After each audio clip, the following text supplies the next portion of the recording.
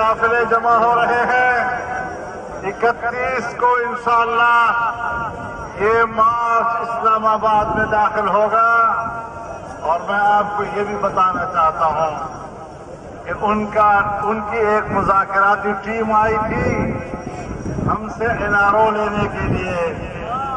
हमने उनको मुस्तरद किया है।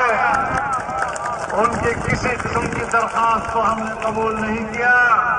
हाँ, हमने पाकिस्तान की अदलिया के फैसलों का एहतराम जरूर किया है और इस्लामाबाद में हमारा क़याम हमारी अदालतों के फैसलों के एहतराम की सूरत में किया जाए। मेरे मोहतरम दोस्तों, न तो हम हुक्मरानों के इस्तीफे के मुतालबे से दस्तबरदार होंगे। इमरान खान को इस्तीफा देना पड़ेगा।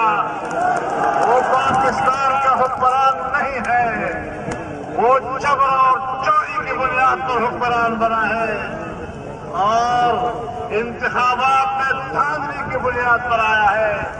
न हम 25 जुलाई 2018 के इंतखाब को तस्लीम करते हैं, न उसके नतीजे को तस्लीम करते हैं, न उनके नतीजे में बनने वाली हुकूमत को तस्लीम करते हैं, न हुकूमत के सरबराह को तस्लीम करते हैं।